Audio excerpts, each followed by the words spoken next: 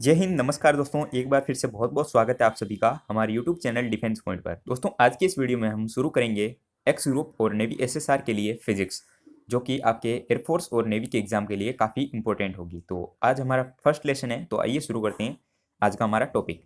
तो सबसे पहले है फिजिक्स की परिभाषा, यानी कि फिजिक्स होती क्या है। तो अगर भौतिक विज्ञान की बात करें तो विज्ञान की वह शाखा जिसमें द्रव्य यानी कि पदार्थ और ऊर्जा के मध्य संबंधों का अध्ययन हम करते हैं उसको भौतिक विज्ञान कहा जाता है, यानी कि उसको फिजिक्स कहा जाता है। अगला है पदार्थ किसको कहते हैं, यानी कि द्रव्य। द्रव्य उस वस्तु को कहते हैं जो कि आपके स्थान घेरती है, जिसमें भार होता है और जिसका अनुभव हम अपनी ज्ञानेंद्रियों द्वारा कर सकते हैं, उसको पदार्थ कहा जाता है। अगला है कि द्रव्यमान।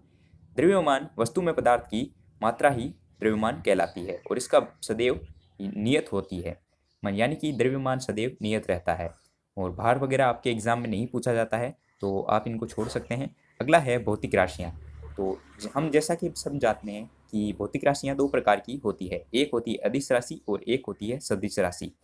बात करें अगर अदिश राशि की कि अदिश राशि किसको कहा जाता है, तो वे भौतिक राशियाँ जिन्हें व्यक्त करने के लिए केवल एक परिणाम की आवश्यकता होती है, यानी कि इनको व्यक्त करने के लिए दिशा की आवश्यकता नहीं पड़ती है, तो ये अदिश राशियाँ कहलाती है। एग्जाम्पल अगर बात करें तो समय, दूरी, चाल, घनत्व, ऊर्जा और शक्ति जैसे इसके उदाहरण हैं।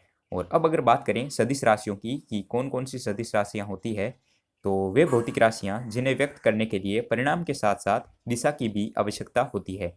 अदिश राशियों में क्या होता था कि इनको व्यक्त करने के लिए सिर्फ परिणाम की आवश्यकता होती थी और दिशा की आवश्यकता नहीं होती थी, लेकिन सदिश राशियों में क्या होता है कि इनको व्यक्त करने के लिए परिणाम और दिशा दोनों की आवश्यकता होती है, यानी कि इनके ऊपर वेक्टर भी लगता है।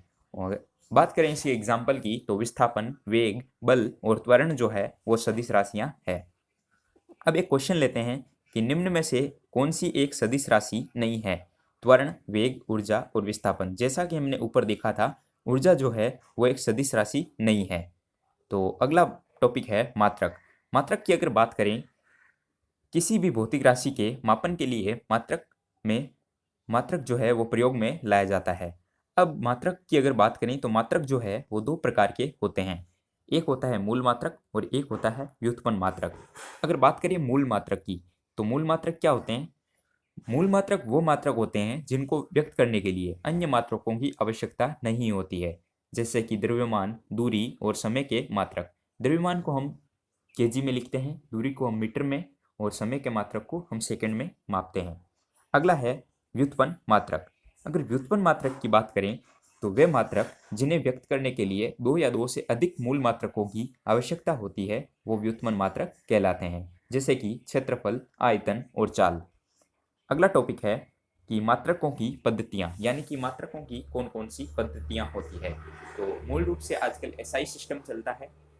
तो अगर देखें तो MKS पद्धति ये एक मात्रक की पद्धति होती है, जिसमें दूरी को मीटर में मापा जाता है, द्रव्यमान को किलोग्राम में और समय को सेकंड में मापा जाता है। इनसे आपके एग्जाम में एक से दो क्वेश्चन पूछ लिया जाता है, तो एक बार इनको ध्यान से देख लेना।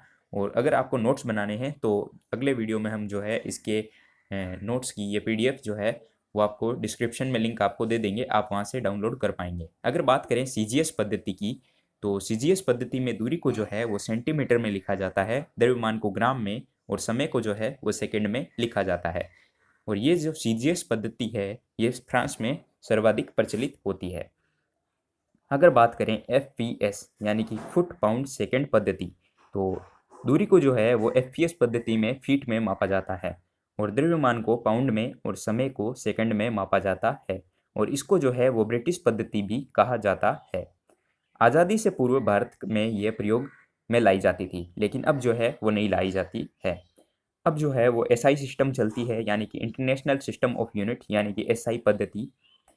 ये एमकस पद्धति का एक परिवर्तित रूप है और इसमें जो है वो द्रव्यमान को किलोग्राम में, लंबाई को मीटर में और समय को सेकंड में मापा जाता है। अगर बात करें अन्य मात्रकों की, तो तापमान को जो है वो केल्विन में, विद्युत धारा को एम्पियर में, ज्योति तीव्रता को कैंडेला में और पदार्थ की मात्रा को मोल में मापा जाता है।